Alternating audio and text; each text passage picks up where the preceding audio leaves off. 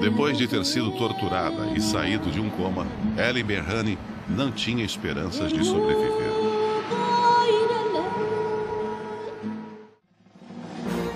Em setembro de 2001, o presidente eritreu Isaías Afwerki ordenou a detenção de 21 membros do alto escalão do governo e impôs severas restrições à liberdade de expressão e de religião.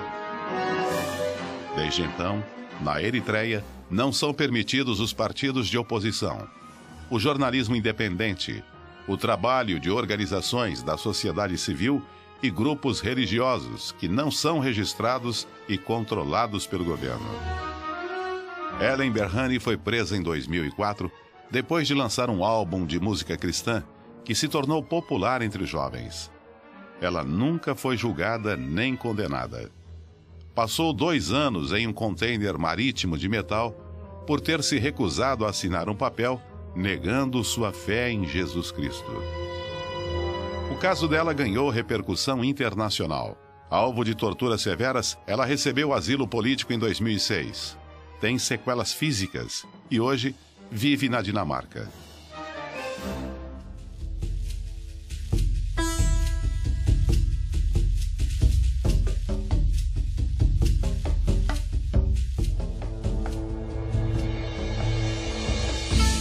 A Eritreia faz fronteira com o Sudão a oeste e Etiópia ao sul, e de Djibouti a sudeste. O leste e nordeste do país tem seu litoral banhado pelo Mar Vermelho, tendo contato direto com a Arábia Saudita e Iêmen. Oficialmente, Estado da Eritreia é um país localizado no chifre da África. Seu nome remete ao antigo nome dado ao Mar Vermelho em latim, Mare Erythraeum.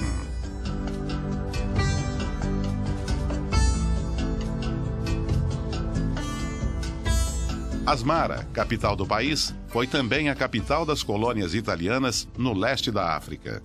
Em 1961, o rei etíope cancelou o acordo da ONU que uniu Eritreia e Etiópia sob uma federação.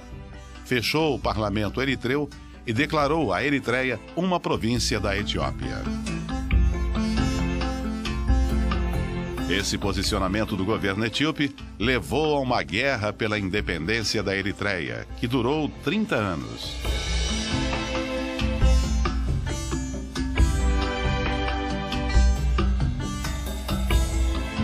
A Eritreia foi o último país africano a declarar sua independência, em 1991, reconhecida pela ONU só em 1993. Por divergências sobre suas fronteiras, em 1998, a Eritreia e a Etiópia entraram em uma guerra que durou até 2000. Estima-se que mais de 300 mil pessoas morreram. Após a independência, a Eritreia estabeleceu uma economia crescente e saudável, mas a guerra destruiu tudo. Em junho de 2000, uma parcela significativa do território, no oeste e sul, onde a agricultura era fonte importante de renda, foi ocupada pela Etiópia.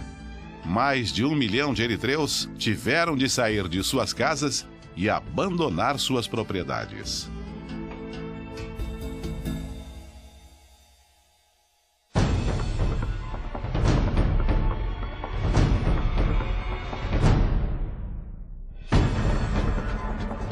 A política exercida na Eritreia é autoritária e unipartidária. O país é governado pelo presidente, que tem o poder legislativo e judiciário em suas mãos, e pela Frente Popular por Democracia e Justiça, desde 1993. Outros grupos políticos são proibidos de se organizar como partidos. Desde a independência do país, em 1993, nunca houve eleições. A população de eritreus é formada por muitos grupos étnicos. O maior deles é o Tigrínia, cuja maioria é cristã. Cerca de 59% da população é alfabetizada. E 50% vive abaixo da linha da pobreza. Toda a população adulta do país, acima de 18 anos, deve servir obrigatoriamente às Forças Armadas por pelo menos 6 meses.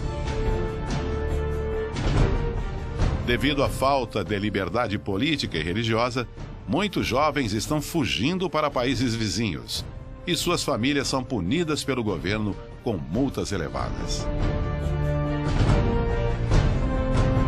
De acordo com a ONU, 2 em cada 3 eritreus sofrem de desnutrição e o governo restringe a ajuda de grupos humanitários para limitar a influência externa.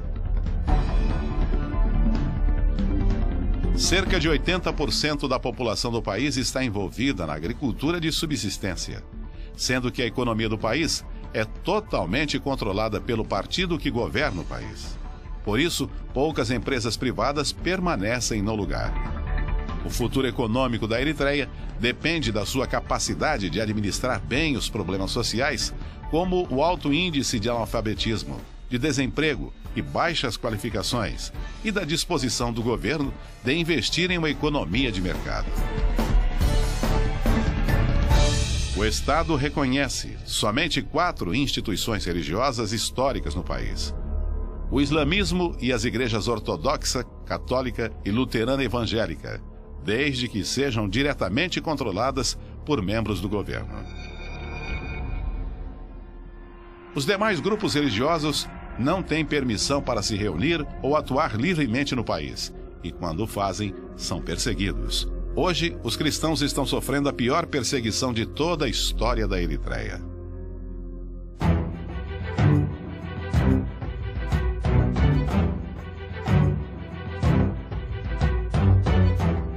Desde maio de 2002, igrejas batistas, metodistas, presbiterianas e católicas carismáticas estão fechadas por ordem do governo.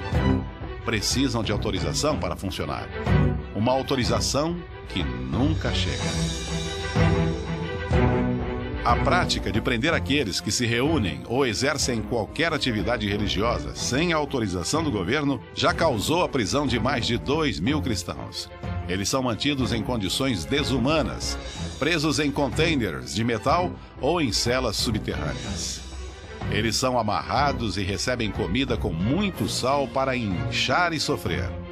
Eles são espancados e pressionados a assinar um documento negando suas convicções religiosas.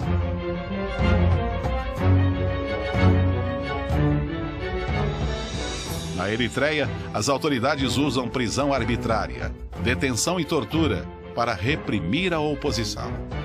Milhares de presos de consciência estão até hoje presos sem acusação formal e julgamento, em condições terríveis.